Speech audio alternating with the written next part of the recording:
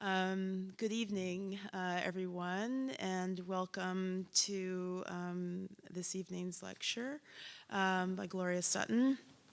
And I'm really looking forward to it. I'm welcoming her also to Boston because Gloria is now a professor of contemporary art history at Northeastern. And in new media and also in the art design department. And she's also worked previously as a contributor in terms of her knowledge on Stan Vanderbeek in relation to an exhibition that took place at the List a couple of years ago. And she received her PhD from UCLA, and she was also a fellow at the Whitney Museum of Art's Independent Study Program, and also at the Getty Research Institute. And I'm going to read a description of the research, which focuses on film, the role of film, video, and digital media within visual arts production, exhibition, and critical reception. And these concerns are the subject of her current book, which is The Experience Machine, Stan Vanderbeek's Moviedrome, and Expanded Cinema Practices. And her scholarship in this area also appears in Mainframe, Experimentalism, Early Digital Computing, and the Experimental Arts. And that's forthcoming.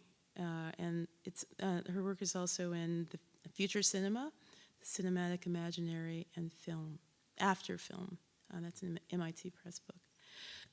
She's published numerous exhibition catalog essays as well on contemporary artists, including Renee Green, Carl Hendel, Karsten Holler, Laura Owens, Carrie Tribe. And she also contributed to a publication published by Phaidon Press called Ice Cream: Contemporary Art in Culture. And Gloria has also works as a curator, and she's organized exhibitions at MoCA, Museum of Contemporary Art in Los Angeles, and also at Ars Electronica in Linz in Austria. She co-curated How Many Billboards, which was a large-scale public art program for the Mach Center for Art and Architecture in Los Angeles. And for that, she was awarded the Emily Hall Tremaine Award for exhibitions in 2008. And so I'd like to turn this presentation over to Gloria. She's going to present, and then hopefully we'll have a discussion about these ideas. Okay, thank you.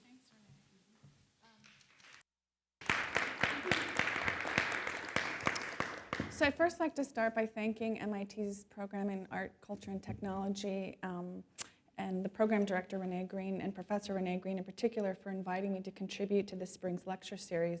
It is an absolute privilege to be able to present one's work in the environment and among those whose work has been so deeply influential to me. So it's a very high honor, and I appreciate that. And I also want to open up. So again, I have my presentation tonight. I'll take us through some slides. And then I hope to quickly be able to open it up to a broader discussion with the ACT grads, fellows, and other faculty, as well as the participants in my own visual culture seminar who came over from Northeastern tonight. So thank you guys for doing that for me. Thanks. My talk tonight was shaped by no small part in an effort to take seriously, if not literally, the conceptual prompt by the series overall.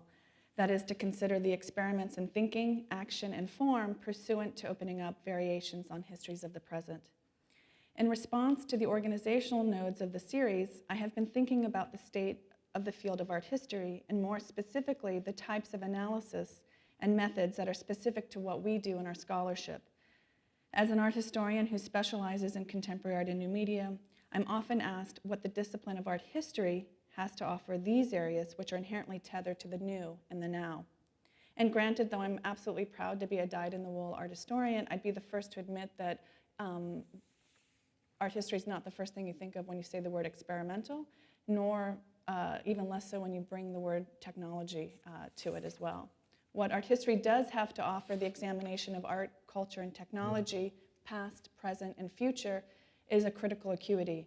That is a depth of historical and formal operations that do, as Renee Green outlines in the series Call, to move beyond the merely interesting or the notation of a series of interesting spectacles and data flow toward the recognition of patterns, both cultural and rhetorical.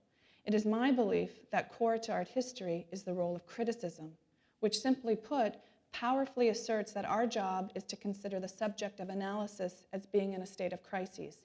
That is to say, not to accept an established rationale or interpretation as truth, meaning, policy, or even history.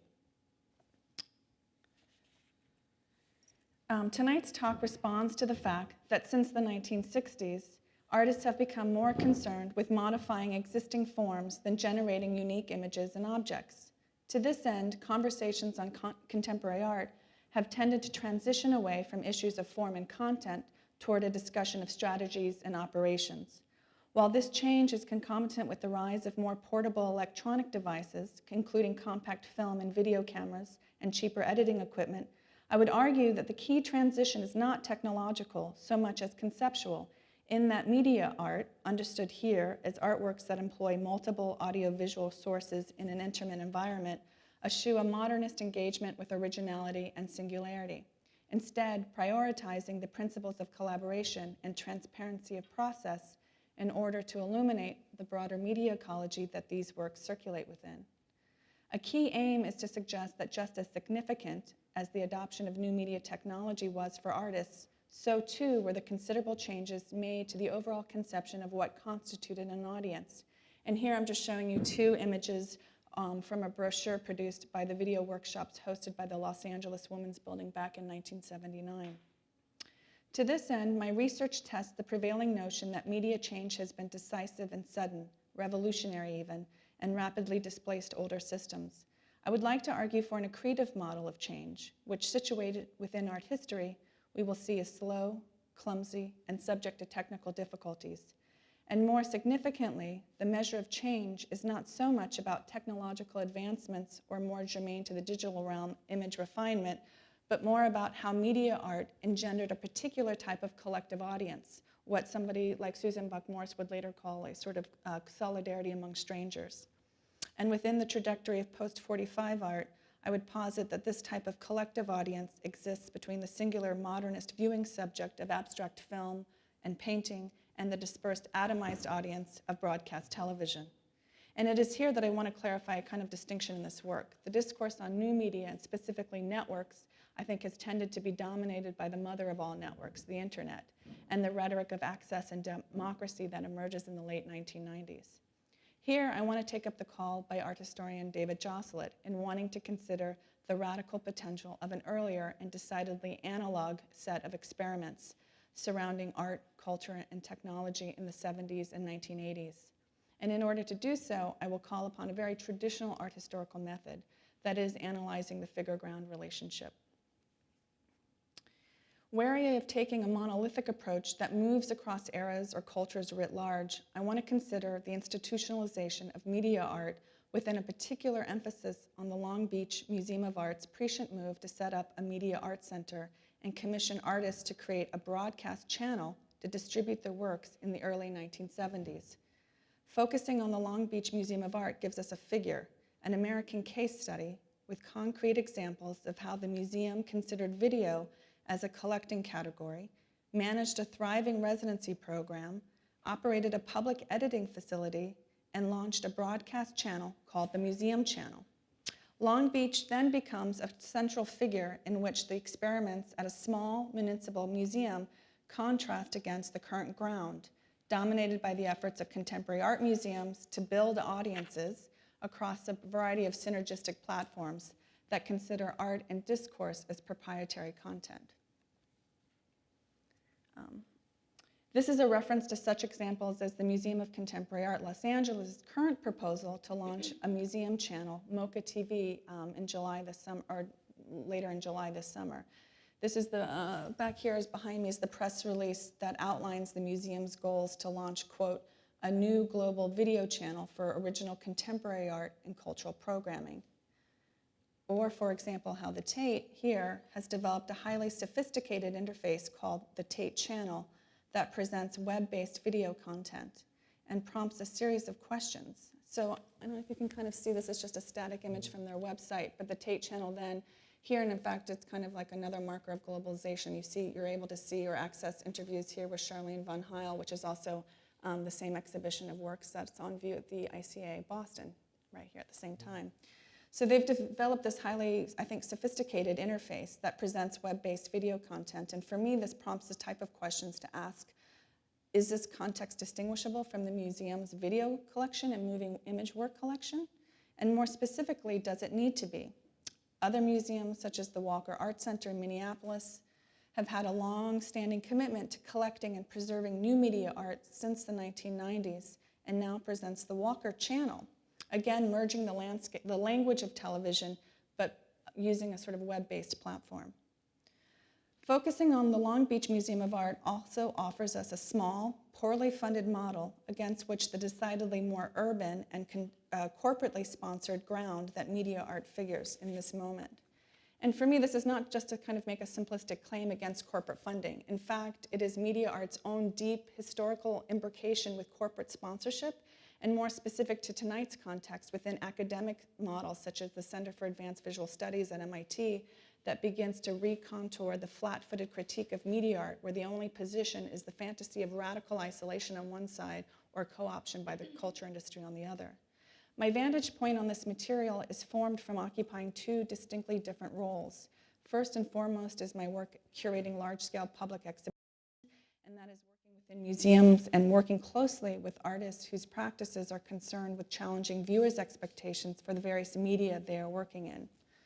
So, for example, in 2006, I worked with Paul Schimmel, the chief curator at the Museum of Contemporary Art in Los Angeles, to launch what was unabashedly a spectacular and spectacularizing exhibition that brought together about 29 international contemporary artists to Los Angeles. So kind of working with these, I don't know if you can kind of read the names on the list here, but for me it became an interesting moment to think about why we think about these artists as being inherently international. One, what makes them contemporary artists versus media artists. So people like Franz Ackermann or Ayalisa Attila, people like Osum Vividastro-Focus and Chiho Shima who work in moving image work.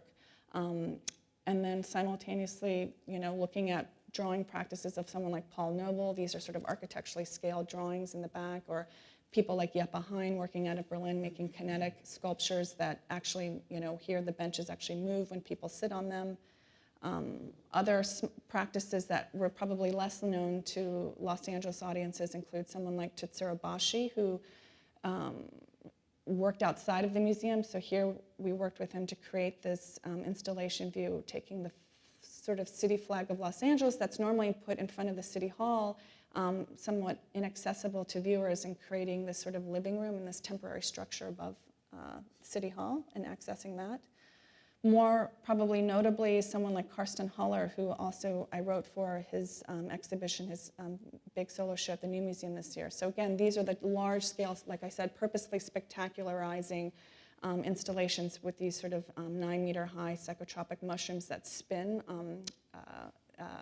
or rotate rather in the space, creating this kind of hallucinogenic escapism.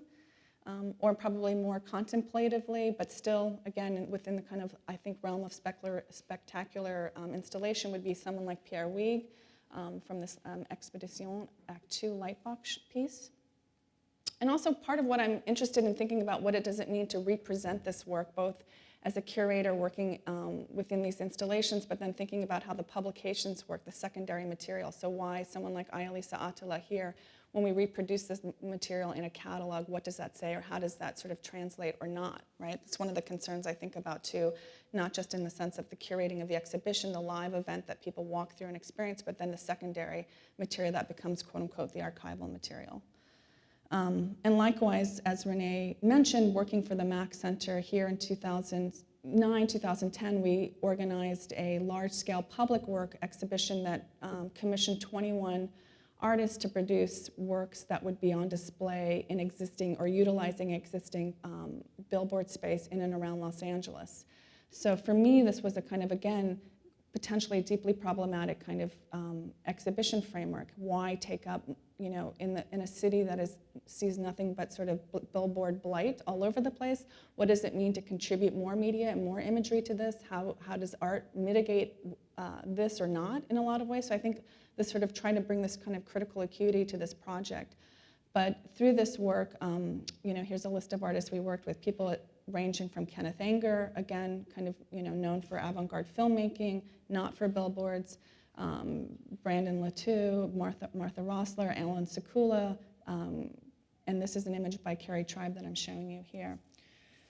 And this is where I also thinking about, this is the more typical landscape of Los Angeles, right? Here's a view of the Sunset Strip with the Gucci ad and sort of John Knight, again, I think an important and interesting artist, billboard in the middle of between Gucci and the Big Life, it looks like Kirstie Alley on Sunset Boulevard. So for me, it became interesting to kind of think about how did this rhetoric of media within media work, if that's a viable outlet, and that's something maybe we can talk about.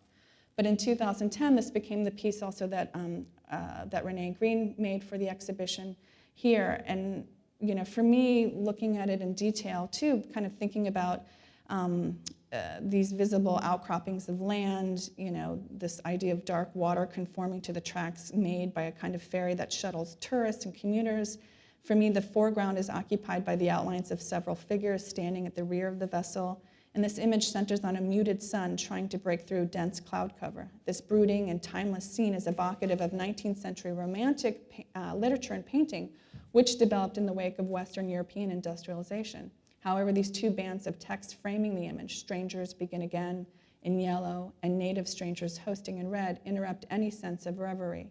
Like many of the banner pieces that Green has consistently produced since the early 90s, which I'll turn to in a minute, the phrasing is purposely ambiguous yet pointed. Strangers and natives are loaded terms. The status of each is never fixed but changes almost cyclically, especially when considered in terms of geological time rather than in the recent histories of nations or states. The word hosting also carries multiple meanings. It demarcates the roles of visitor and guest, but also refers to a biological relationship in which a parasitic organism drains its host for its own survival. In addition to having curated exhibitions at both contemporary art venues, like I mentioned, MoCA and for the Mack Center, I've worked extensively with quote-unquote born digital platforms within the field of new media. Between 1998 and 2002, I was a founding member and the only art historian, I might add, of Rhizome.org's board of directors, helping to steer this pioneering platform for new media art into one of the most important resources for the preservation and presentation of media art. As well, in 2004, in collaboration with Michael Neymark, I helped to develop a large-scale public exhibition tracing the 25-year history of Ars Electronica through its archival material, so that in presenting the history of this important arts festival, we in fact contextualize the history of the field of new media within its European context. More than just forming my own sort of professional background, I'm also very keen to analyze how these institutional frameworks determine, or in my opinion, over-determine the discourse on art, culture, and technology. That is to say that these contexts shape how the very same work is interpreted so that we have two separate but almost parallel tracks resulting in two distinct art worlds here. Certain works that take the platform of an Ars Electronica and Rhizome, for example, versus others that access the public via contemporary art museums a la MoCA or the Mack Center type of projects, in which they're sort of positioned against or among other traditional media. For me, I do think it's important to discuss what is labeled contemporary art and what gets labeled as art technology or media art. Why and to what ends? And for me, these are the central questions that hopefully we can kind of take up in the discussion. And more so, I would say that art historically, my work seeks to examine this moment in history before the split, right? Before these two separate tracks and universes emerge. And that's often where these kinds of anthologizing volumes have come out. So more recently, 2010 and then 2008 with the new media in the White Cube and beyond, these sort of curatorial modes for digital art edited by Christiane Paul here, or behind me looking at Beryl Graham and Sarah Cook anthologizing this idea of rethinking curating within contemporary art. So it's really in these, so what I'm pointing to is not only the practice of this happening within exhibitions, right, but then the secondary level of discourse that happens after these works become anthologized. How do these debates that happen through conferences, panel discussions, email lists, where my quotes literally were taken from, become sort of codified into discourse by the publication of these types of volumes, right? So what does that mean even now, you know, in thinking about it 2012, what these kind of stakes are for how the discourse becomes sort of codified, right? And this is the exact same thing that I'm sort of pointing to in these quotes from these books from back in 2004, right? That new media art has been the institutional embrace of new media art within the same generation of its introduction. And by embrace, as I quote myself here, I'm talking about its introduction simultaneously into biennials and also anchoring funding categories like the Rockefeller Foundation or even MFA programs now. The fact by 2004 you could earn an MFA in media art or at net art. Oops.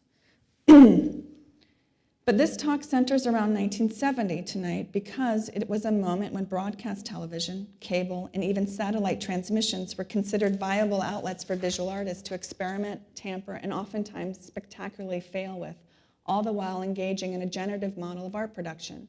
The experiments at Long Beach can be considered as part of a broader constituency of organizations that were attempting to build, or more accurately launch, new institutional models for the collection, preservation, circulation, and exhibition of media art. Most of these activities, collecting, preserving, and presenting non-object-based art practices, are bound up with the current languages of archives. And my work on the Long Beach Museum of Art as a model of a media art center was prompted by the fact that back in 2005, the Getty Research Institute acquired around 3,000 tapes from the Long Beach Museum of Art and turned them into an archive. In a manner of speaking, the Getty was resuscitating an entire genre on the cheap. While it maybe have cost them in the low six figures to acquire this material, that's absolutely nothing compared to kind of a third-rate Gauguin that cost $28 million, which is what they bought in 2009. So the point here to me is to kind of think about, well, what are they purchasing? What does it mean to actually acquire these tapes? And subsequently cataloging them, making them accessible in a way that treats them as a library resource, as material to be checked out, viewed, and returned much like books, rather than the gallery system, which treats video works as addition to artworks. And again, this is a distinction that we can kind of take up later. If my vantage point on media art is firstly informed by my role as a curator, it is secondly affected by my work as a critic, writing on contemporary art practices that include closely following the work of Renee Green and Free Agent Media, whose writing and practice have deeply shaped not only my understanding of how visual art and critical practice intersect, but through projects such as Negotiations in the Context Zone, advance this understanding for the field overall. Green's assertion of a context zone as a means or a type of working methodology allows for a productive negotiation between cultural producers whose practices involve critical thinking about the history and production of art, and cultural critics who have this role implied in our own job titles. Moreover, I'm convinced by Green's nuancing of what this notion of an archival impulse does. She has demonstrated this in a recent large-scale exhibition at the Yerba Buena Center for the Arts in San Francisco, and this is just a sort of overall view of that installation, both in its design and the accompanying exhibition catalog, and these quotes are taken from that catalog as well. So using the moniker FAM, Free Agent Media, to author projects over the past 15 years demonstrates Green's deep understanding of art's complex relationship to the culture industry and complicates the tendency to read fine art as distinct from the broader media ecology that it circulates within. More specifically, Free Agent Media demonstrates that media is not a stable condition, but an apparatus which functions as a means or place for interaction, an interface. Technically, an interface is an apparatus designed to connect two different or distinct systems so they can be operated jointly, thus generating a point of exchange. But fundamentally speaking, interfaces are about connecting individuals, and that is precisely what Green's lounges, pavilions, reading rooms, and screening spaces do, not to mention pedagogically within the kind of ACT program and through this series of lectures. And so again, kind of thinking about this question about what is the problematic of talking about an archival impulse, right? What I'm taking from the Endless Streams and Time-Based Streams exhibition is this question about this notion of tacit dismissal that happens when you use things like the term archive, which means that it's already been processed, it's cataloged, it's acknowledged and done, right? So that's one of the distinguishing factors about, or the problematics of thinking about exhibitions as archives or archives as exhibitions. So for me, when I was asked to contribute to the Long Beach Museum of Art's exhibition for the Pacific Standard Time, and this was an unparalleled grant program underwritten by the Getty Foundation to support new research into Southern California post-war art, the challenge was how not to represent an archive or present an archival project, but again to take seriously or literally the action of a retrospective as a method of critique. A tacit operation within the resulting exhibition, which closed in February 2012, is the process of retrospection. And just to clarify, I didn't curate the show, Kathy Ray Huffman and Nancy Buchanan did, and I contributed as an advisor and catalog author. Entitled Exchange and Evolution, Worldwide Video, Long Beach, 1974 to 99, the exhibition focused on the period that the Long Beach Museum of Art operated one of the most innovative and active media arts programs in the US. The exhibition reflected a vital history not only of a unique Southern California art institution, but that of the reception of video as an art form itself.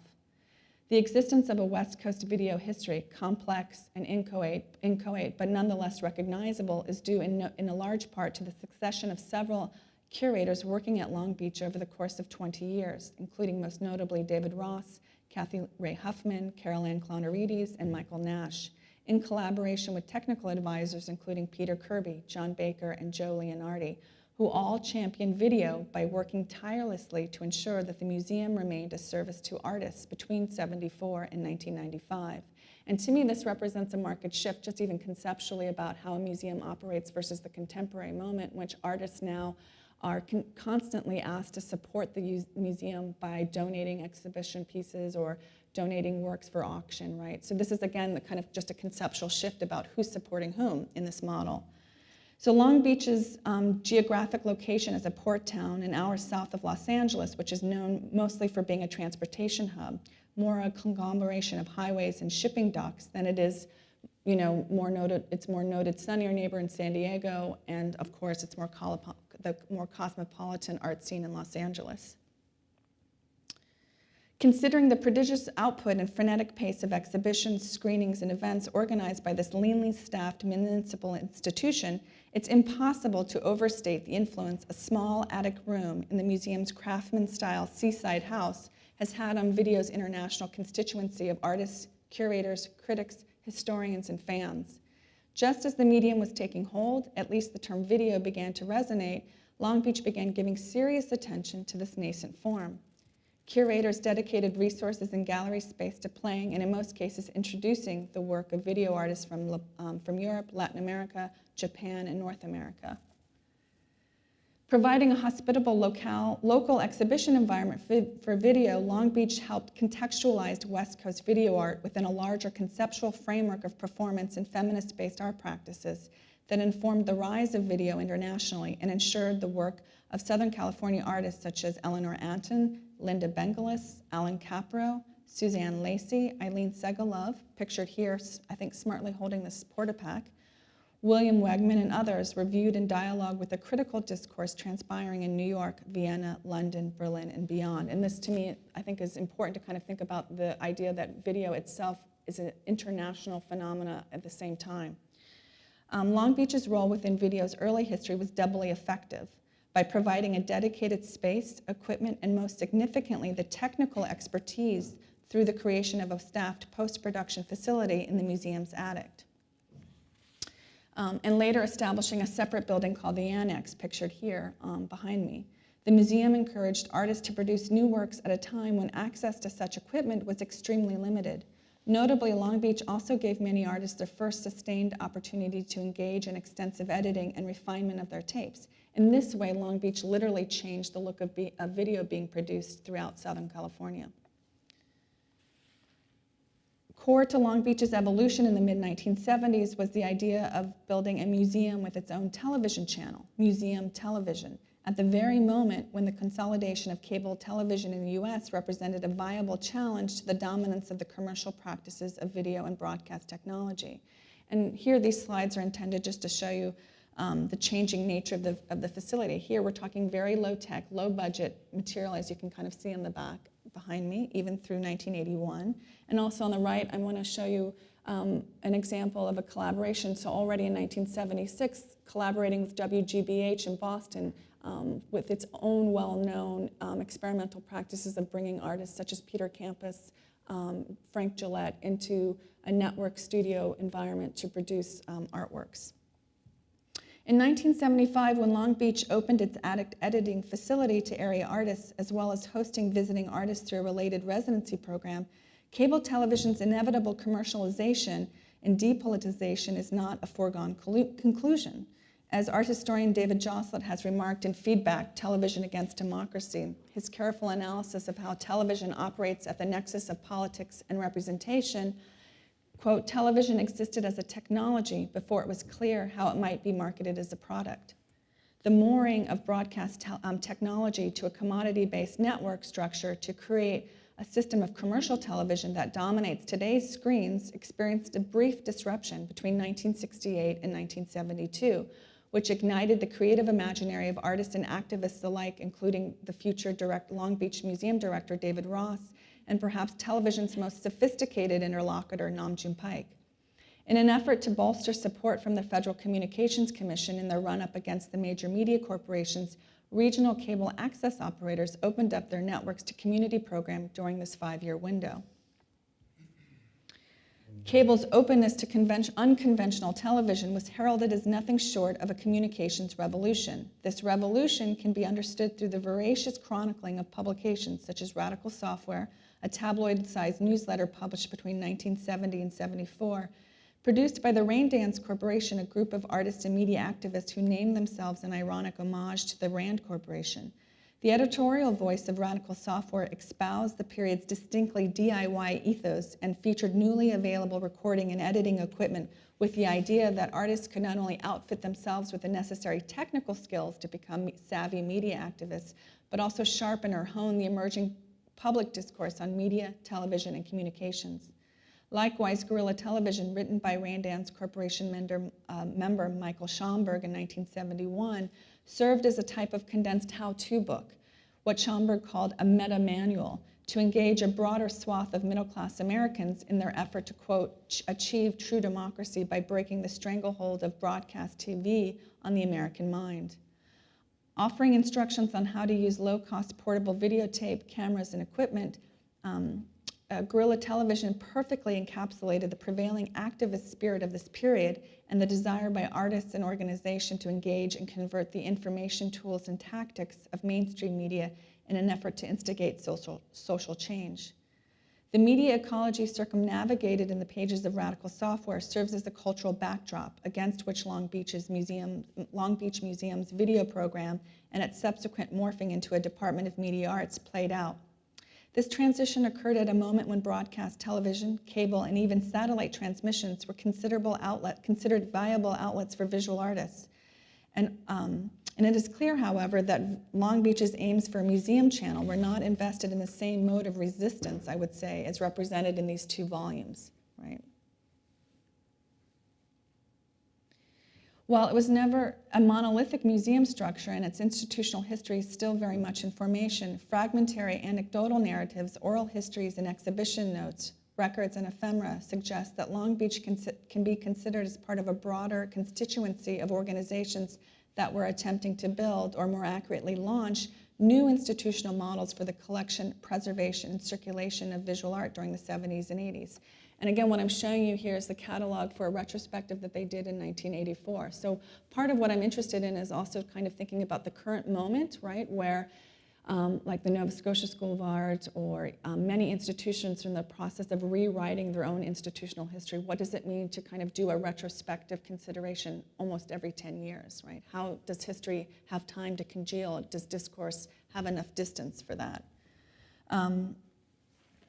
And while Long Beach operated on a shoestring budget, or as technician Peter Kirby described, an ethic of poverty, it did not abandon traditional models of museological exhibition and display.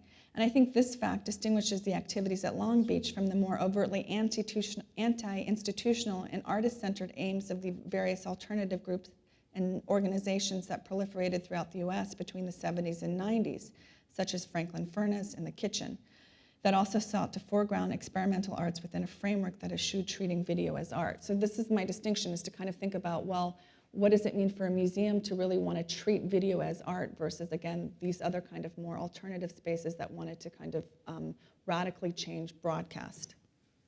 Instead of attempting to set up an alternative exhibition space, Long Beach's early organizers sought to radically recast the museum itself and expand its reach through television, or simply put by Ross as understanding the museum as a medium.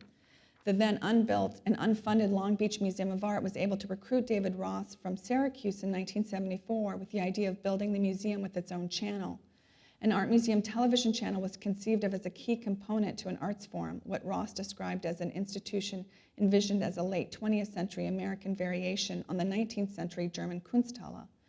Ross's interest and understanding of television was profoundly shaped by Pike, whose early media experiments resulted in one of the most complex and enduring relationships with television as both an apparatus and a cultural form.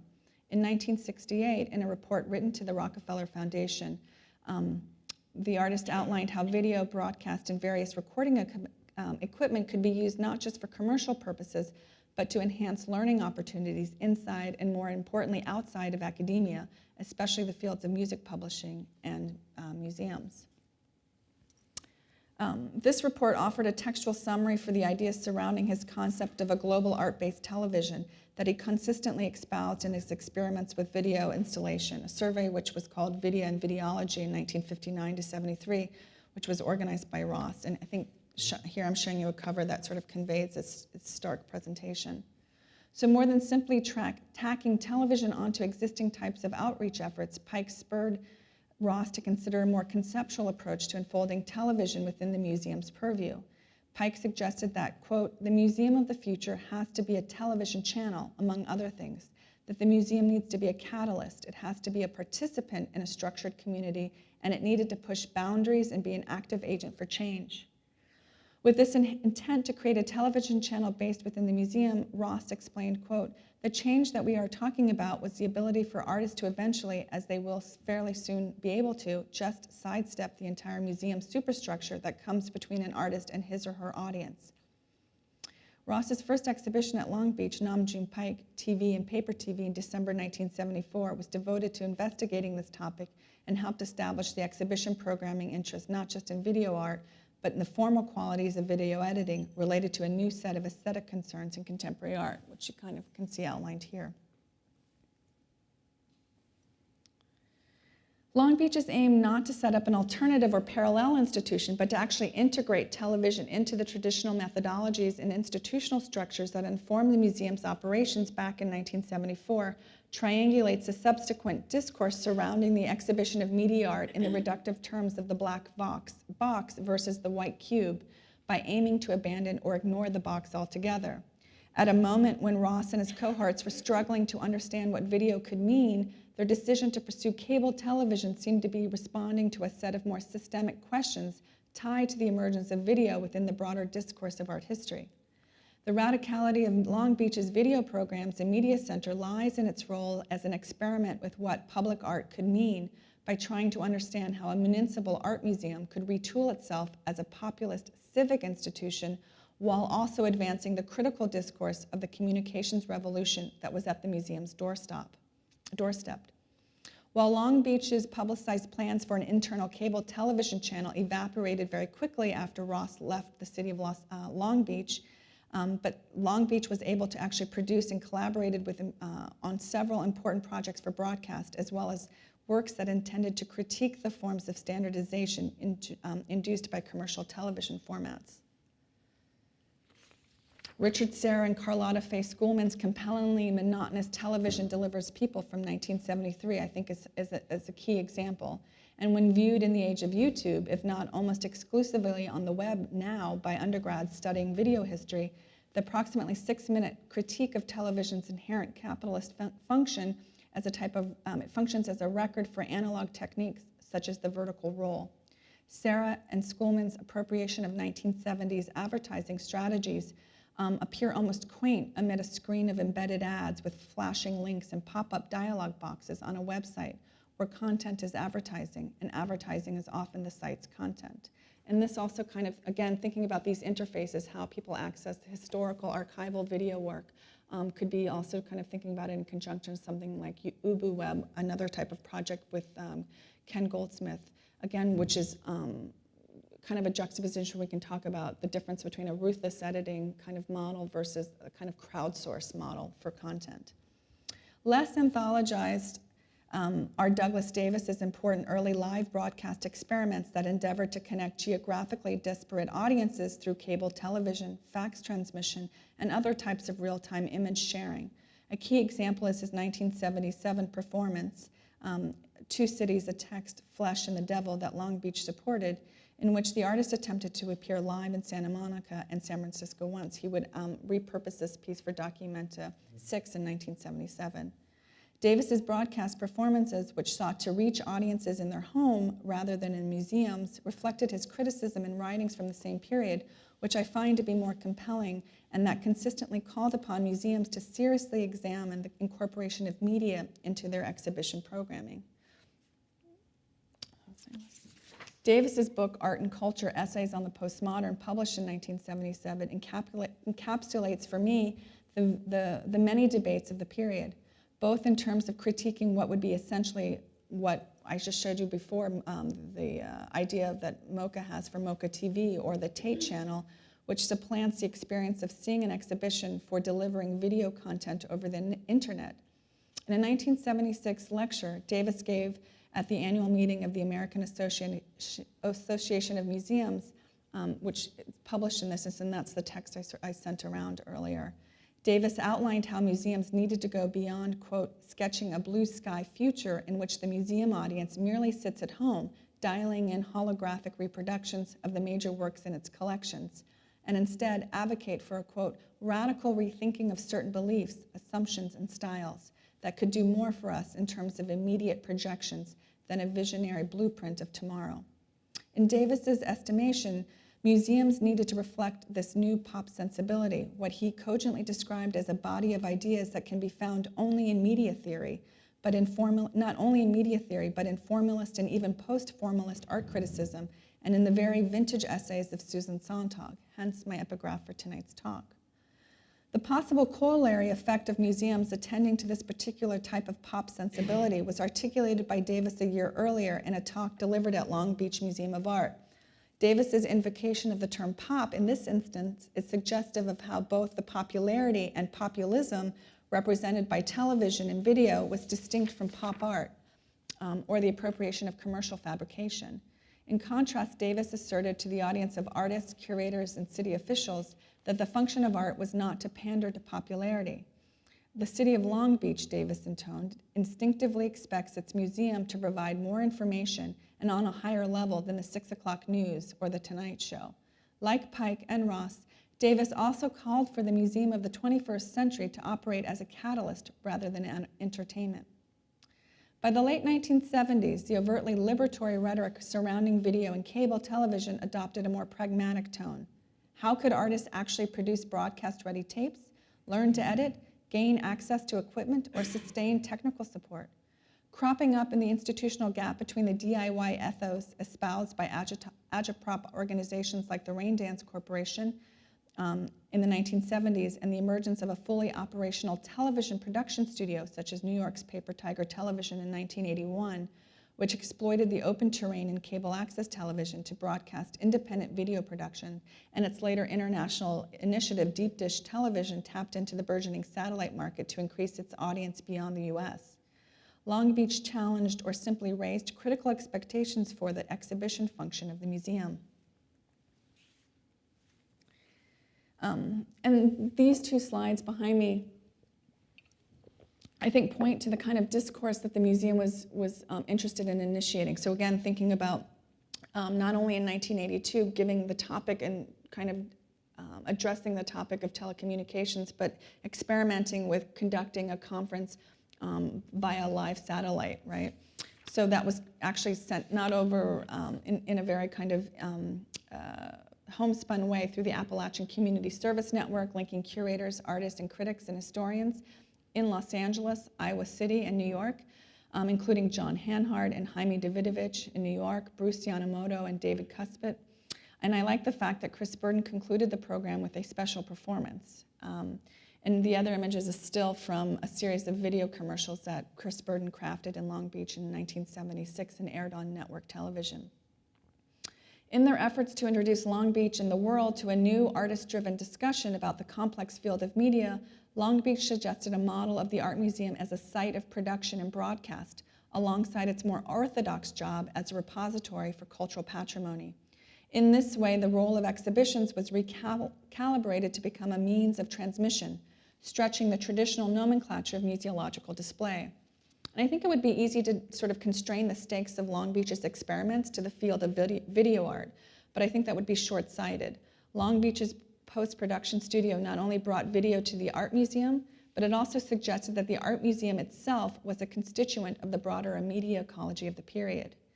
In contrast to museum business as usual, Long Beach's artist post-production studio and curatorial initiatives have to be viewed within the context of video's twofold struggle taking place throughout the 70s. And first was the effort by artists and curators to gain greater legitimacy for video as an art form that requires the same level of support and long-term preservation and conservation as other established media.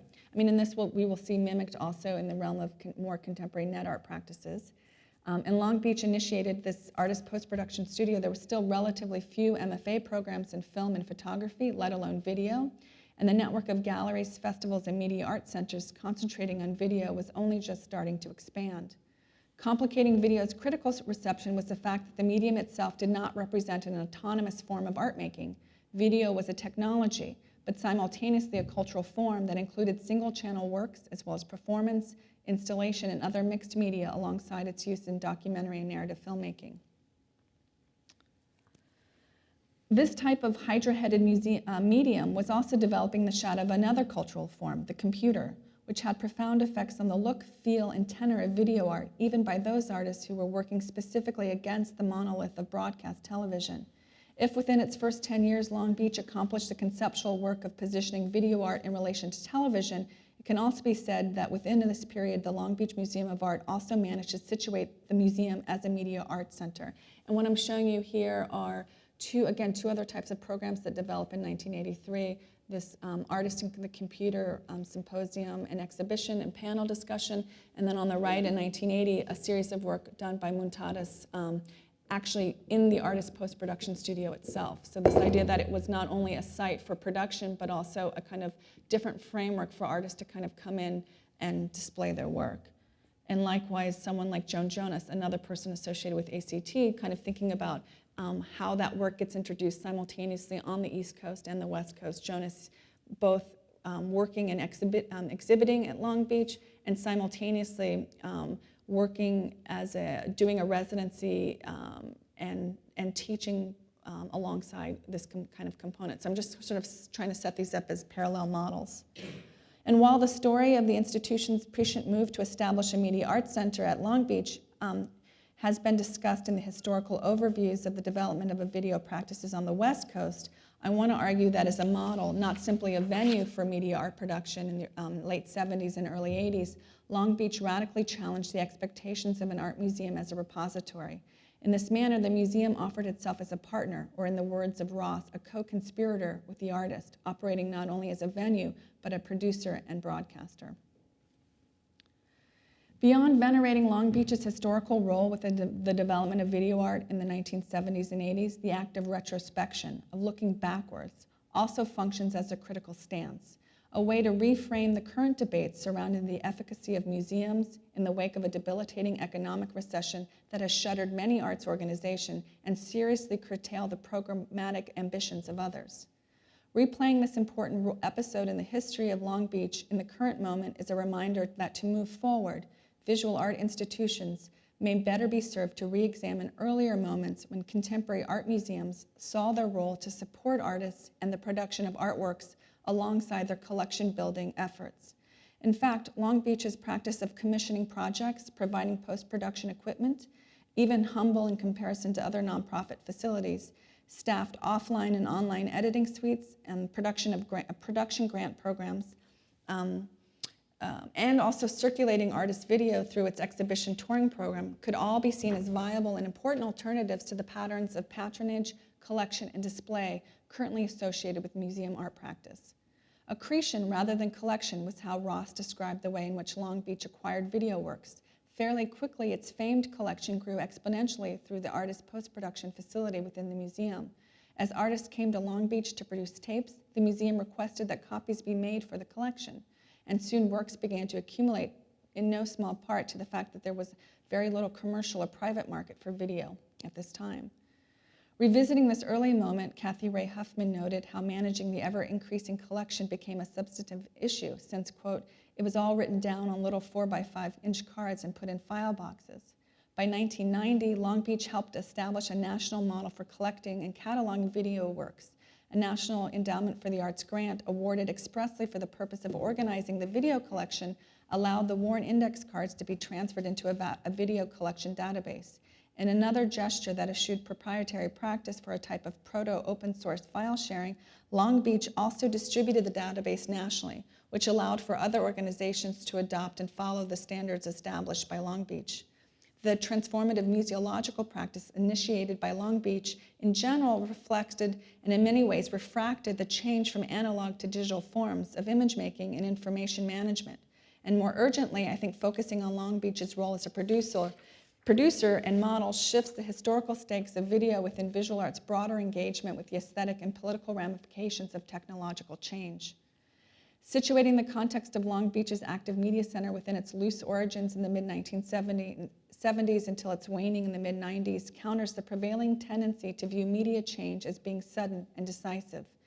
Most notably, at Long Beach, digital media did not rapidly displace older systems. Instead, what becomes apparent is an accretive model of media change that was slow and clumsy. The political backdrop to the technical shifts taking place here and within media art writ large was the dramatic rise of conservatism in the 1980s. The last decade of existence of Long Beach's video program began with Ronald Reagan's defeat of Jimmy Carter in the 1980 presidential election, which set in motion the establishment of a Republican majority in both the House and Senate by the watershed 1994 congressional elections. It is within this expanded political milieu that broadcast television took a decidedly international purview, and the introduction of satellite technology ushered in a new global economy. An arguable point of origin for globalization, in all of its contested and myriad forms, could be located in the first successful satellite broadcast transmission. If in the previous decade the centralized model of broadcast TV helped to establish many of video's enduring aesthetic concerns, even in reaction to television, the emphasis in the 80s and 90s on telecommunications, two-way communication made it accessible through the proliferation of satellite networks for commercial media would allow for the introduction of a real-time audience model that emphasized the instantaneous, the immediate, and a sense of presence that continues to prevail in contemporary art. Which is also, by the way, the title of my colleague Bill Kazin's upcoming book on video art from Duke. The infiltration of global communication is evident in the types of interactive projects that Long Beach began to produce in the 80s and up through the 80s into the 90s. A signal work being Hole in Space, which Long Beach provided post-production services for.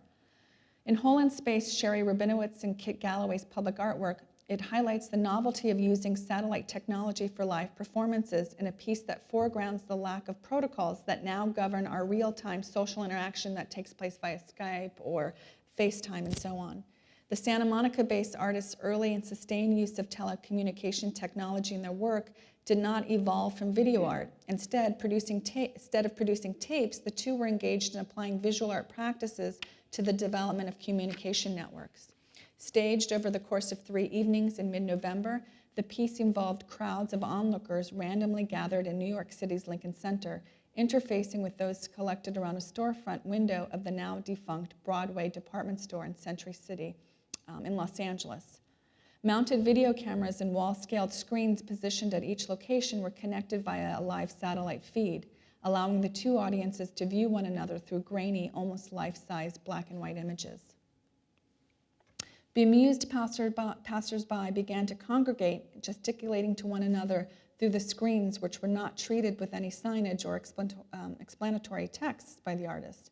An audio hooked up allowed the audience to talk to one another, or rather shout back and forth above the noise of the crowd, resulting in participants attempting to make sense of the project. And I think as evidence of how video and now telecommunication protocols were being influenced by the conventions of TV, video footage of the work shows a woman carrying a shopping bag in front of the department store, excitedly asking the faces on the screen, "Who are we talking to? Are they actors?" Others engage in a form of cross-country small talk, and documentation from the second evening captures television news reporters attempting to interview participants. The resulting widespread coverage in mainstream news outlets led to planned meetings by friends and families who flocked to Century City and Lincoln Center in order to take advantage of Hole in Space's public location to see one another on the third and final evening of the satellite link. Hole in Space's resulting video documentation is often organized in a two-screen installation when it's curated into exhibitions. Galloway and Rabinowitz's project description emphasizes how satellites and video were used in an attempt to generate what the artists called a borderless space of communication, free and open to the public. Hole in Space historically and conceptually bridges the video feedback experiments of the 70s with the utopian rhetoric of subjective agency of the 90s, which became a hallmark of the critical literature surrounding the expansion of the internet from its academic and military origins into a quasi-public forum. The concomitant discourse on new media and net art matched the tenor and hopes artists held for the progressive democratic potential of cable access television as expressed by Schomburg's writings from the 70s.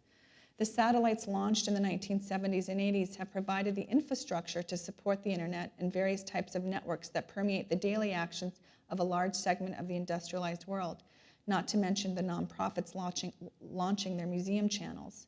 An increasing number of fine art organizations are now turning to the web as both a marketing tool and a means of enlivening their exhibition programming in pace with the rise of blogs and other forms of so-called social media to store, transmit, and relay visual art and information about art.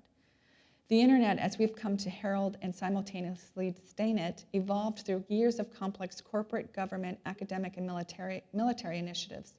And I think this fact has profound implications for this theorization of new media as a discrete territory that somehow ushers in a completely distinct mode of cultural production in the early 90s. And this is a reference to the ontological narrative surrounding the start of net art during that moment of the 90s, this notion of disenfranchised artists working primarily in Eastern Europe as a means of social revolution. The US military and academic roots of the DARPA net and subsequently the internet, I think, present a decidedly anti-utopian aspect fundamental to the development, that's fundamental to the way that I think we have to kind of think about what the rhetoric of those narratives mean. And to kind of move beyond the notion that with an accelerated rate of connection that anybody with a computer and a little bit of bandwidth has sort of the ability to propagate public discourse. And I think this is sort of also simultaneously touched upon in Hole in Space's somewhat uncritical, I think, proto-internet intentions here. So in addition, Rabinowitz and Galloway worked to establish an independent organization based in Los Angeles devoted to telecommunications and the arts, which they called the Electronic Cafe. The enticing promise of freedom associated with the advent of instant communication, regardless of geographic locale, dominated and continues to drown out the inherent questions of control, surveillance, blockage, sedition, and crime, which are also all native to working on the net. I want to conclude my talk tonight with a final note about retrospection as a critical art historical method or tool. Reconsidering the Long Beach Museum of Art as a media art center challenges us to think about media art not as an end in of itself, but a simple but pivotal question voiced by Davis remains as potent now as it did in 1980 when Rabinowitz and Galloway created their Hole in Space, and even earlier in 1976 when Douglas Davis first posed the question when he asked, quote, "Are we interested in communication of the message inherent in the document? Or are we interested in media contact alone?" I take this to mean, how can we move past the novelty of contact, of standing and marveling at one another across a giant screen or even over a handheld device? As the increasing availability of telecommunications technology makes real-time interaction less novel, and video converges with an ever-expanding number of digital modes of representation, we begin to realize that access to media technology is rendered moot if we have nothing substantive to say. Thank you.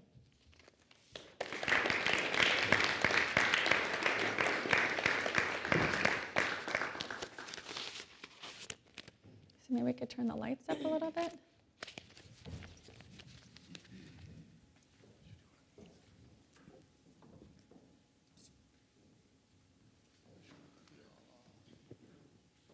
Or down for dramatic effect.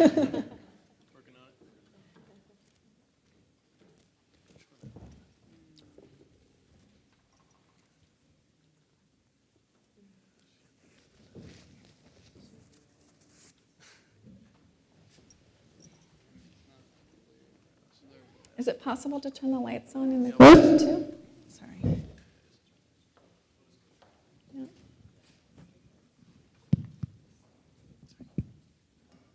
right, so if anyone has a question, raise their hand and I'll bring the microphone to you. Mm-hmm.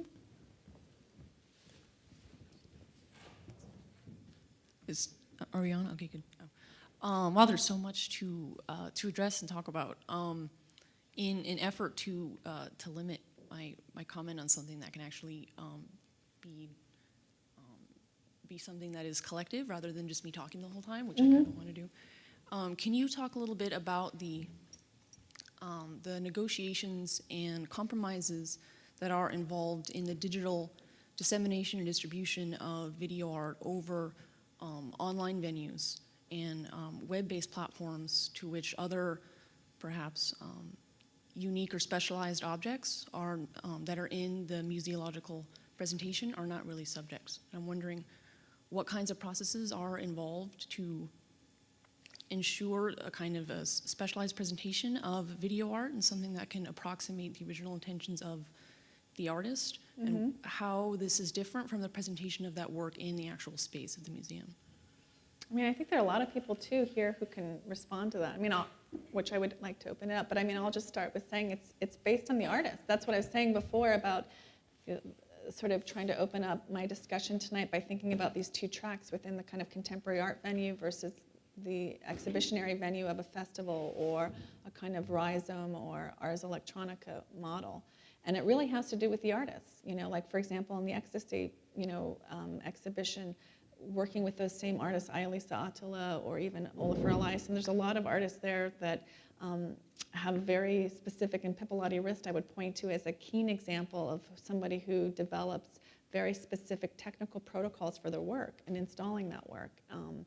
And again, in the rhetoric of a kind of unskilled artistic labor that comes about in this moment, especially in the work of Rist, I think there's a kind of counterweight to the way in which the presentation revolves around very specific installation instructions. And it really comes down to the artist, I think, working with those. And I think, so I would just turn it over. There's a lot of people in this room also that could probably point to those issues that come up in the dissemination of the work. And then simultaneously, then what does it mean for certain works to, like I mentioned in the case of the Long Beach Archive going to the Getty Research Institute, and we look at the case of Alan Capro. So you just have to look at the distinguishing factor of the tapes being all of the sort of experimental video works that Capro did, Hello, Hello, for example, a range of works that circulate, like I mentioned, in a library fashion, versus when you go see them at Hauser and Wirth in Zurich, and how they circulate as unique objects to addition to works. They're the exact same works, right? That were done, and it has to do with these two kinds of frameworks, I would say, within it. I just point to the case of Capro because that's, I think, a very concrete case where it's the exact same work and it's in two different types of frameworks or venues right now. Unless somebody else wants to add to that, Renee or somebody else, no? Yeah. Another question? Yeah. Yeah, thanks very much. when talking about this period, I always see two different aspects, like the more infrastructural aspects, like the more real-time oriented projects that look at a specific communication infrastructure, and where the artwork is represented also to some degree by the infrastructure itself. And on the other hand, more the content dimension that is more represented in the archives and in some other art practices from video artists and so on. So how would you, would you see that, would you see those two aspects as two different lines of work, or is it always something that is, comes together and then it always part of the same, I don't want to say genre, but... For me, I think that's a really interesting or astute way of looking at things. For me, it's what I was trying to point to about the lag time of discourse, right, that happens historically. And what I've been noting now is that you have this moment of artists, Muntadas, Joan Jonas that I mentioned here, who are teaching at the same time. So they're informing a whole other generation of practitioners and artists and critics and curators. They're deeply influential and involved in dialogue. You look at, so this idea that that I think about in terms of where these how these universes work, right? That to me, I'm interested in those artists that also are interested in kind of pushing the discourse at the same time. And I think that when they work institutionally, or if you think about this interest in institutional or infrastructural frameworks, it's also one of those reasons why I look at the writing of that period, because I think the tendency has been right now to do kind of over-theorize the past in a certain way, right? To kind of look at early video, for example, or early experiments with real-time, like you said, infrastructural experiments through sort of contemporary theoretical lenses. And I think that's one way of looking at it in the field. For me in particular, why am I interested as an art historian? To look at the discourse that's being produced at that moment. So when artists themselves are producing that language around computers and artist practice, or artists themselves are grappling with the language of broadcast technology, as I was trying to demonstrate in some of those slides, or even the writing of Douglas Davis, again, somebody who is writing criticism as practice and practice as criticism. So for me, it's about trying to match the sort of period specificity of the discourse with the work itself, rather than as a kind of countermeasure to the contemporary way in which oftentimes we want to look through the past through, like I said, a kind of quasi-stable theoretical lens. And I think that's why I'm pointing to those particular figures, because they're doing both. And I think that's what becomes interesting to me is again, it's not just about a kind of idea of digging through an archive and identifying a lost visionary, right? But really kind of looking at how that discourse is being formed in and around those figures simultaneously. I don't know if that helps to kind of think about it. And those are, for me, again, the methodological reasons of going back to the 70s, right? Or going back in time, or going back historically. What does that exercise even mean, right?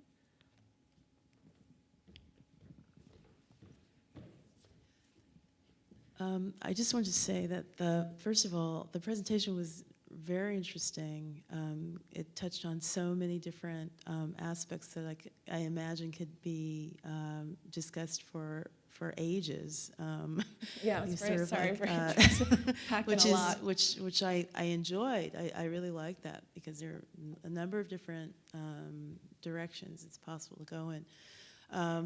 Just to choose one, I'm curious about Douglas Davis and the role he played, because I had found that art culture book in San Francisco in a big book sale very cheaply with a number of other books from that time period, and I was really interested in learning more about the context that he was circulating in, and I had been looking him up because I was wondering, and I think that you raised interesting points about focusing on the materials that were produced during that moment, what kind of discourse was taking place at the time.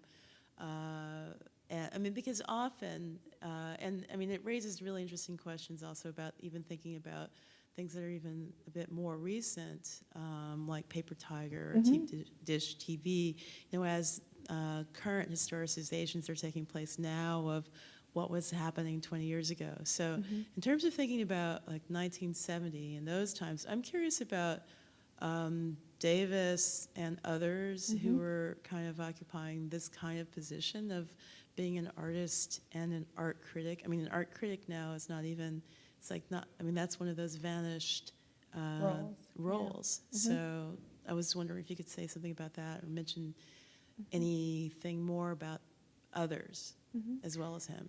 Yeah, I mean, I would be hard-pressed to be the one to, again, my goal or my rationale for pointing him out is not so much about, do I think the writing is the sharpest criticism that we have or the most nuanced? It's not that. It's really one of the interests that I have in looking at him is because he's a critic for Newsweek. Okay, so the thinking about this idea that Douglas Davis is the Newsweek art critic, right?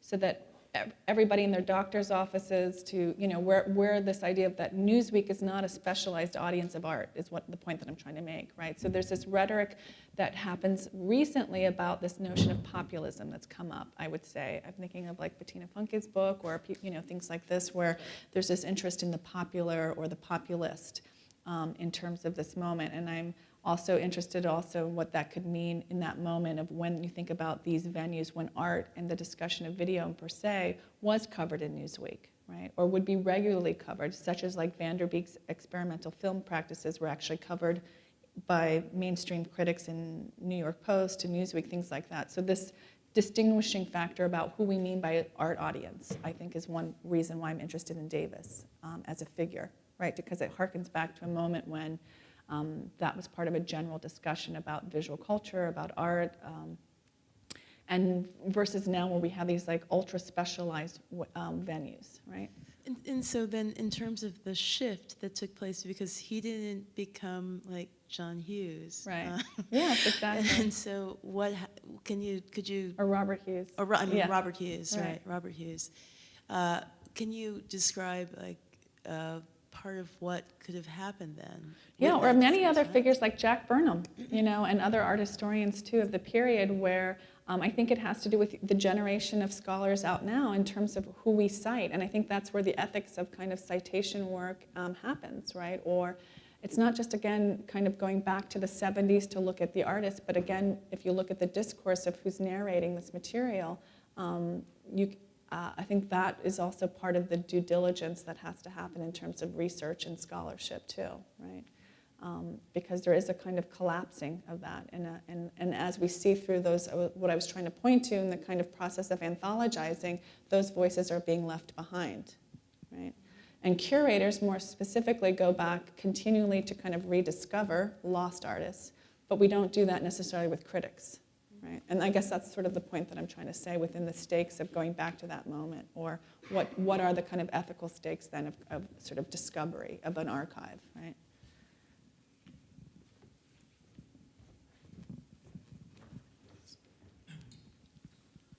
Well, following your historical review of these different periods, I feel like the battle between, or the relationship between museum and television was a lost battle. Mm-hmm. Yeah. And I think it will be interesting to see what is your take on the relation of the museum and internet. Mm-hmm. Because I think it's some problems like copyrights and rates and how it's been paying the works. But the logical thing it would be to retake the battle between the museum and internet. Mm-hmm.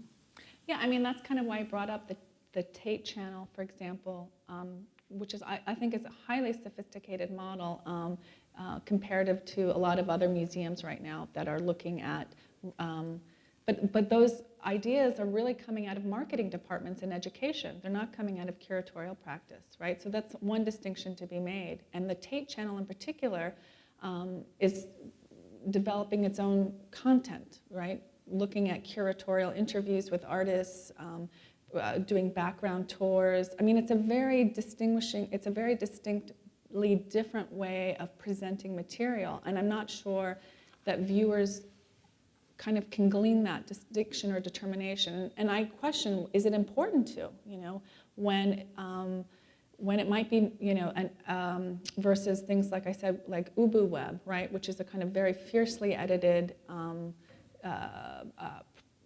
it's very difficult to call it an art project, but has a very kind of distinct editorial voice, right, versus something like the museums, like the Tate or the Walker or MoCA that I'm presenting now, which really sees art as television, meaning that the kind of conventions that television began to adopt are being sort of laid over onto art practice, right? That you have to have telegenic artists to talk. Curators have to be like talk show hosts now, right? In addition to the role of actually being scholars or researchers or writers. So this idea that the conventions of television reframe the way that people want to see that content, so to speak, if I can talk about it in those general terms. I don't think very few, like I said, are necessarily versus something like, when I showed you that screen grab of Art Forum in which, television delivers people is absolutely lost, or any kind of critical acuity for that piece is lost amongst this matrix of advertising for galleries, right? So I think that's the kind of complicating factor. I don't, and that's where I would want to caution against that kind of revolutionary rhetoric that develops in the 90s in the wake of net art, right? Or thinking about even kind of dovetailing that with an earlier model of that guerrilla TV that I think museums nowadays, thinking about what are those institutions, it's the individuals, like I mentioned with Long Beach, David Ross or Kathy Ray Huffman. At every institution, we can point to MoCA as Jeffrey Deitch. I mean, they're the ones sort of making those kind of programmatic decisions. And so I don't think there's a universal model yet, in a way, right? And also what is distinguishing now is this idea of this material as being proprietary content, right? That what is produced within the museum, that this is the content in which they can circulate. And I think that's where artists have to kind of voice in and step in and make some discerning points about how they're going to have their work presented or not. I think artists still make those decisions, and I think that's really been, I think, where that debate's going to happen. I mean, that's sort of my opinion about that.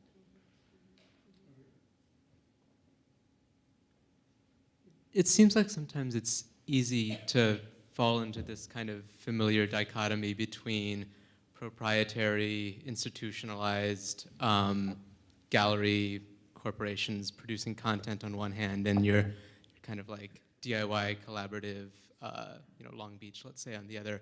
But given the technical and capital sort of barriers for these technologies, often it's these larger organizations that are doing the quote-unquote creative work.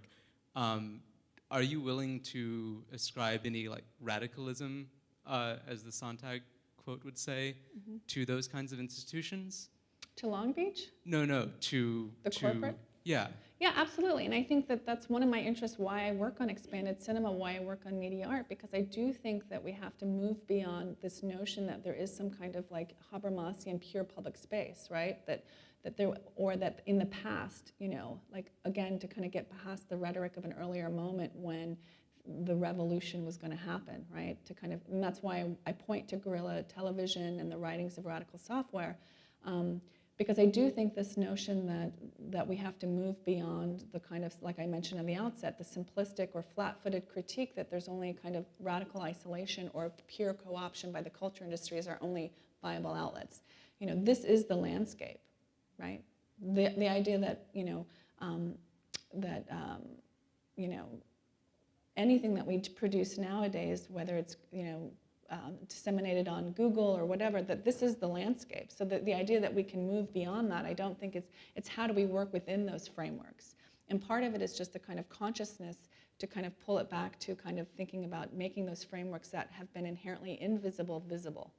So for me, it's not so much a kind of simplistic critique about the past being this moment of radical potential, right? Before sort of the rise of corporate sponsorship. In fact, for me, it's the deep imbrication, like I mentioned, of media art's own history with the military-industrial complex before corporations, and simultaneously within corporations that begin to nuance a particular way of looking at the contemporary moment to say that, that we have to get beyond this kind of dichotomous idea, or even thinking about the other flip side of that critique, right, for artist practice, that right now the only other position is for especially artists working in film and video, that, that you have to get beyond the kind of simplistic critique that the only option you have is to kind of be a radical artist or sell out or what have you, right? That the idea that we have a choice to work outside of the market constraints of the art world is, I think, an impossible position, right? Everybody is contingent on these kinds of markets. So I think that's really, for me, why I'm interested in looking at this moment, not as a lost kind of originary moment of pure sort of discourse or radical potential, but to really kind of think about the complicated, inchoate language and discourse that emerges at that moment. That in '76, if Douglas Davis can be asking the very same questions that we ask ourselves now, then the ethic or onus on us to develop a more complex critique, I think, is really pressing. And that's kind of why I look at that moment. I don't know if, in a certain way, to kind of think about, yes, if we're still asking that same cogent, cognizant question about what do we want here? Is it contact alone, right?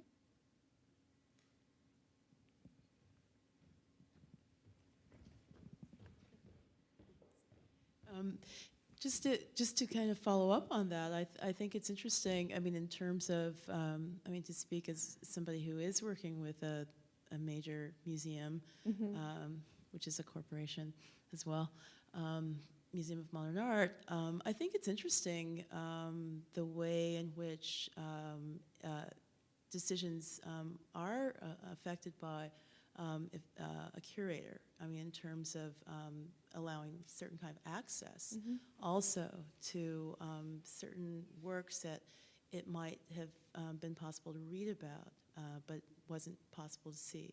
And also the international dimension of how that is configured right now.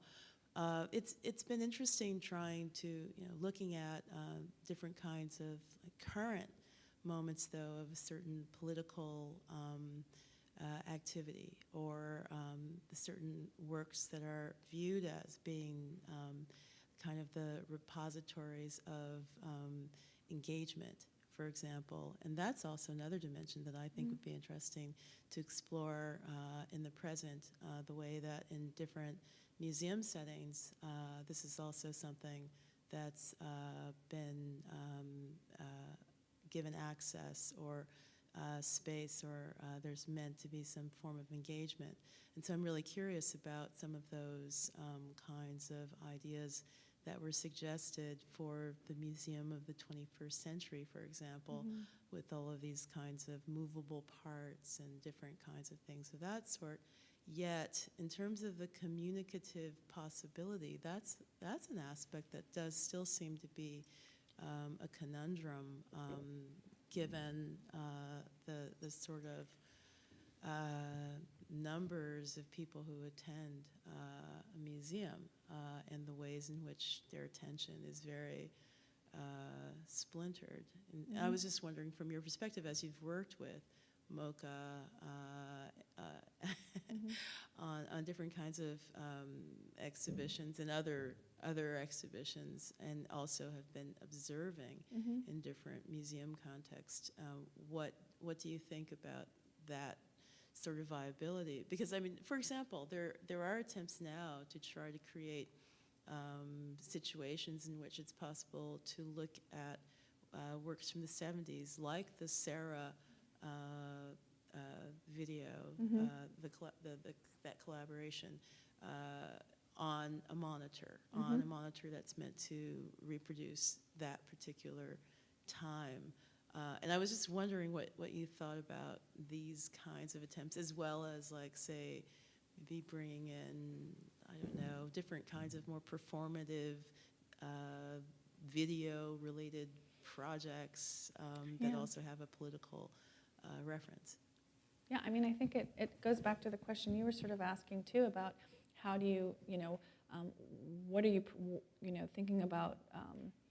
I mean, it's twofold. One is, the kind of idea that that video is cheap, malleable, variable, right? That it can be scalable on any level based on the kind of quality of projection, now that we don't have to make any kind of compromises on quality of scale because of the kind of portability and availability of projection equipment. However, I see very little correspondence in the sense of the decisions of scale and installation with the formal concerns of the work itself, right? It's only when those are at stake, for example, certain work that has to be seen on a monitor versus work that's variable, that's scalable to room scale installation, right?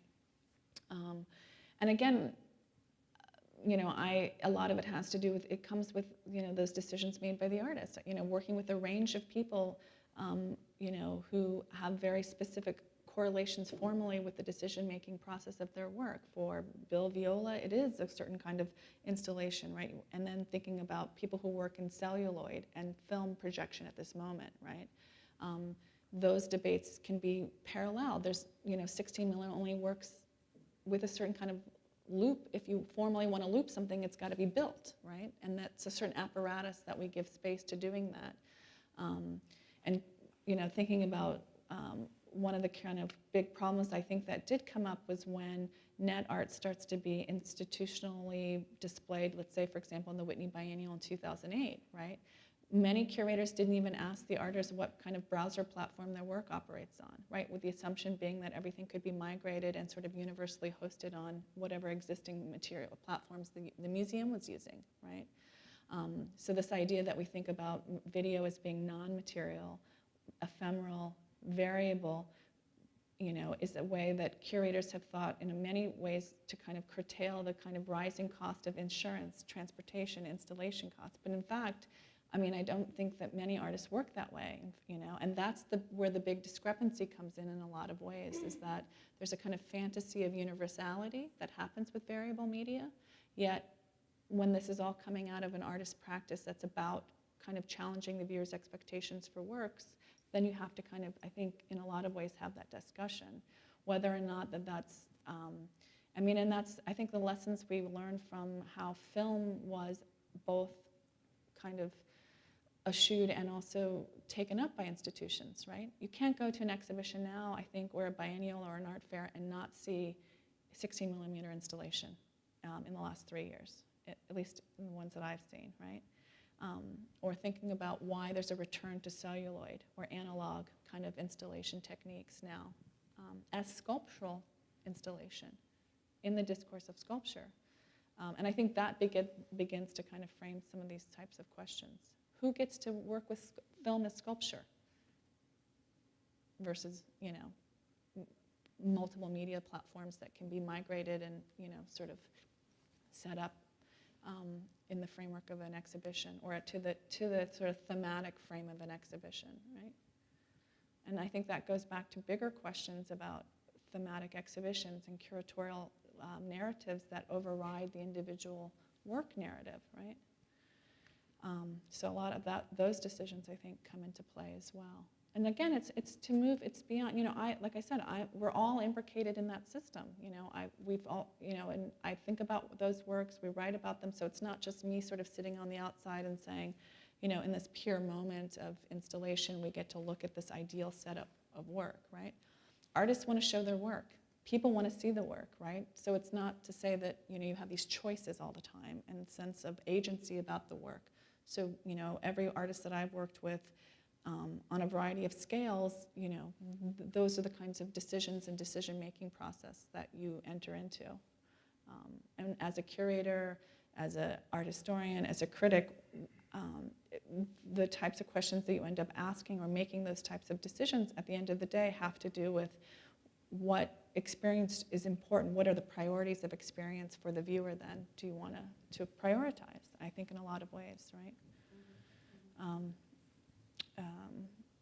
But again, it's not to say that, but again, it has to do with, like we were talking about before, there's a certain kind of right now interest in the outmoded, right? Looking at analog technology as sculptural practice, I would say, versus media too. And I would say that that's part of a larger conversation too, about what, why and what those kinds of impulses speak to.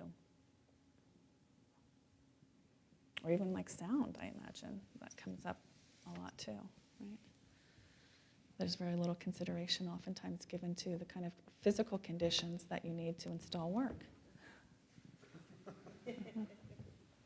Well, I want to bring up YouTube, Yeah. and that kind of like, I'm thinking about Mark Lecky's YouTube channel, or I can't remember the museum, but I feel like there was a YouTube museum show, where it's like hundreds of YouTube. For the Guggenheim. Yeah. That was sponsored by the Guggenheim. Yeah. Okay, yeah, and how that relates, where it's kind of like, you know, this dream of the means of production being universal and everybody be able to go down to their community center and edit a video. Well, now that's sort of happened, but it's not quite like it was imagined, and now these things are being sort of sucked up into an art context without really asking the authors, or without it really coming out of that context.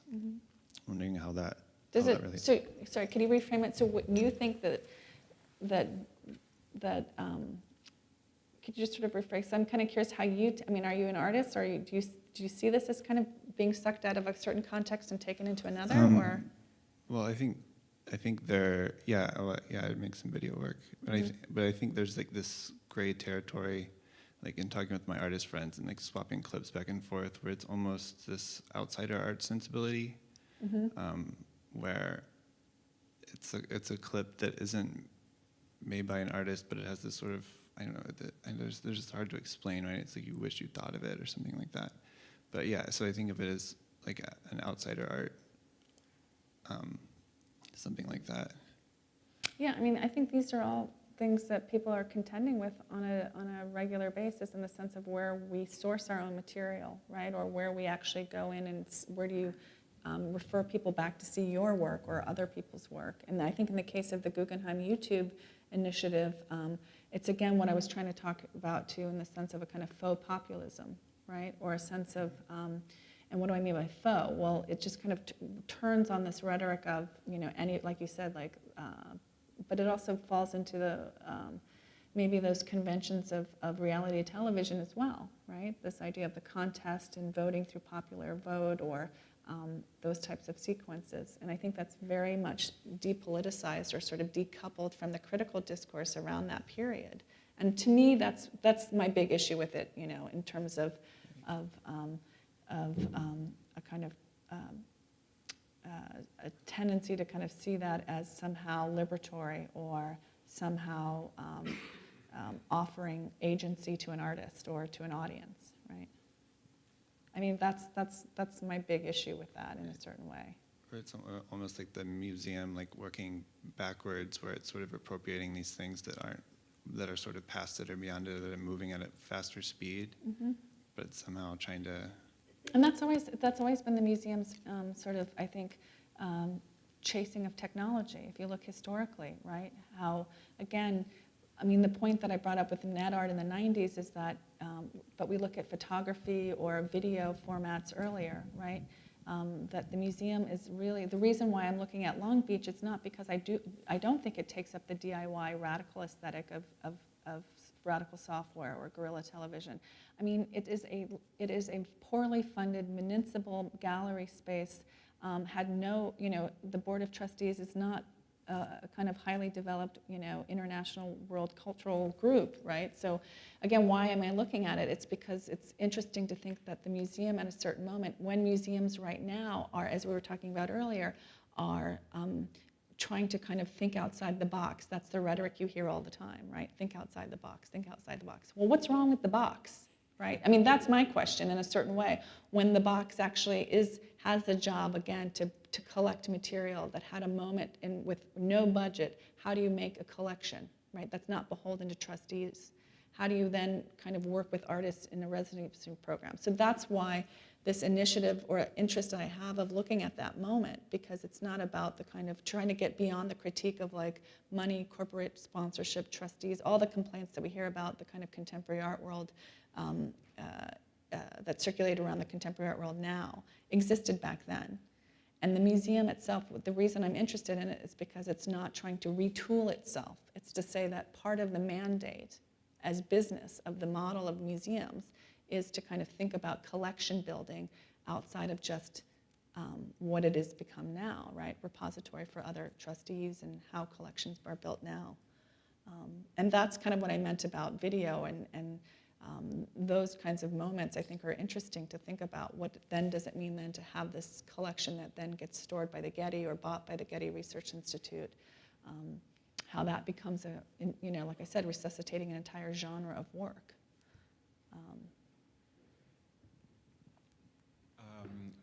Since you mentioned the box right now, Yeah. I was Or the cube.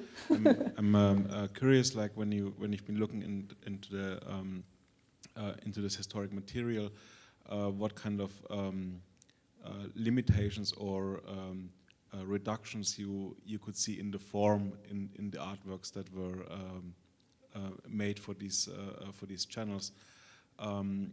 And connecting to you speaking about the Tate channel, if I'm correct, like last week they started this new thing on the Tate webpage, also in cooperation with YouTube. Maybe any of you here in the room saw it.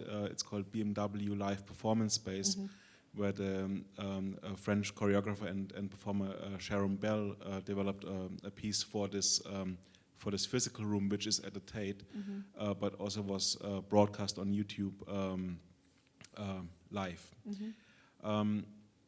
And thinking of like the title of this room, as a live performance space, like one of the first things struck me when I saw the upcoming artists that are showing something there is in a way like the formal limitations of it being put into like this visual thing that you will see in this YouTube square on your computer or Beamer.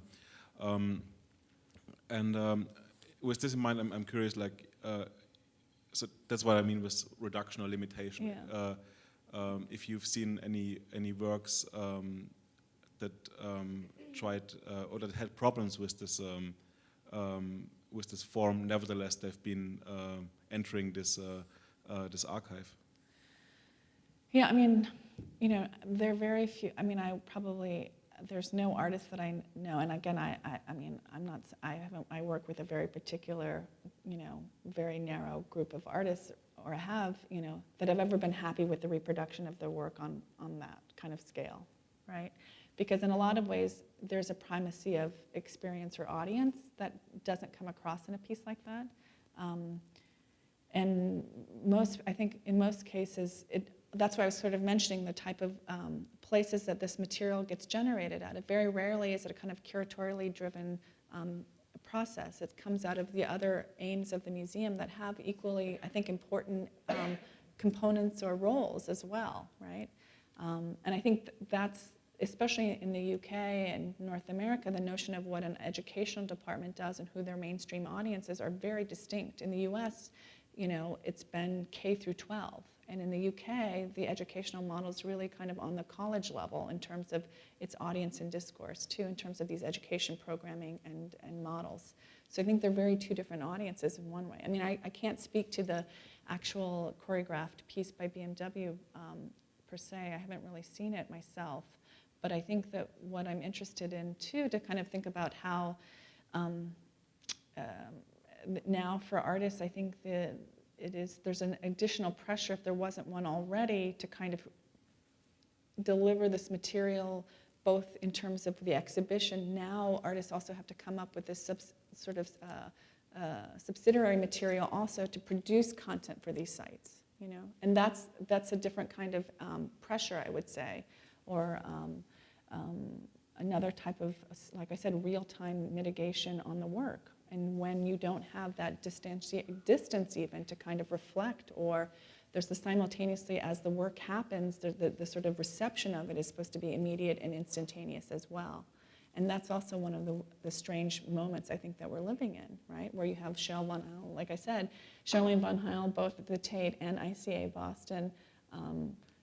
Obviously, they're two different shows, but to me, is it the same audience? Is it really this moment of kind of, access material? We have, increased quote unquote bandwidth, but yet it's the same type of artists that are being circulated over and over again. We don't really see a lot of variation in the types of work that we see in those cases, and that to me is what I think is the more alarming or unexamined component of this, that in the rhetoric of access, broader dimensions, anybody can have access to these types of things, we've actually seen a kind of curtailing of experimental practice and a kind of narrow casting of the types of works that we see over and over again.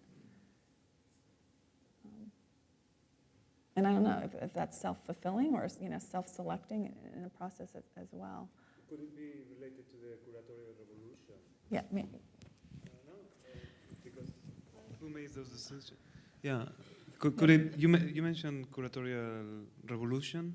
Well, or this idea of the kind of, again, there are different kinds of curatorial moments, right, where the idea of a curatorial or an institutional voice being supplanted by an individual, or nowadays it's the individual, that sort of curates the show or has a kind of, if we kind of use, these sort of these kinds of notions of authorship over an exhibition, let's say, right, versus an institutional role. I'm not saying one is better than the other, but yeah, I think they're distinct.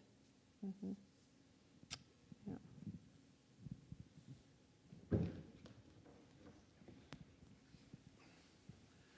Maybe it's not very popular what I go to tell you, but I feel like video is a medium that we saw the beginning and I think the end. Mm-hmm.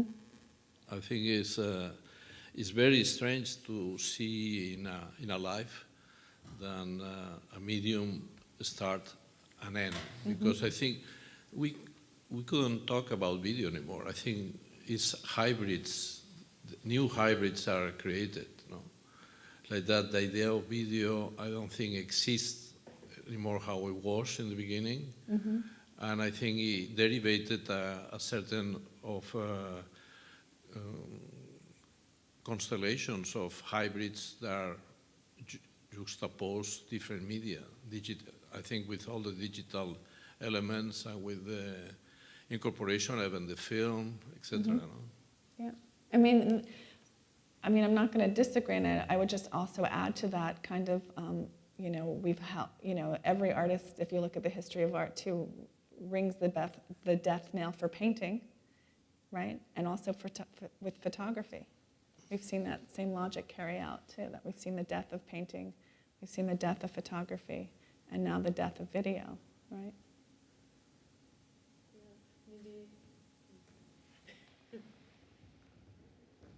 Maybe it's, what Muntados is saying, about seeing it in one's lifetime. Mm-hmm. That's maybe the thing that's different, that it's possible, that's what's kind of, and also interesting about it. I think that the ways that different combinations have been emerged from this, from these different moments is fascinating. Mm-hmm. But I do think that it's, to me, I think it's important to understand how it emerged, like any other form that may have arisen and also shifted into something else, or it's said that it's dead or whatever. It's knowing about it in some sense, even if it's from a retrospective position, can also be generative of different kinds of things. We keep seeing reemergence again and again of painting. I'm not making any claims for it, but it's just, in terms of, I think that the kinds of discussions also that arose, especially in the 70s, like 60s, 70s, around the medium, and these things are still not really settled. When you read, what's it called, The Blue Cup, the Rosalind Krauss opening paragraph, it sort of indicates that these things are still really, there's so much more to actually discern about them. It's still very unknown. Absolutely. Anybody else? If there are no other comments, Renee? Hi, I just would like to thank Gloria and everybody for being here. And also, I wanted to announce that on April 9th, Muntadas will be presenting here. We're looking forward to that. And also that, yeah, I just would like to thank you all for attending. And have a good night. Thank you.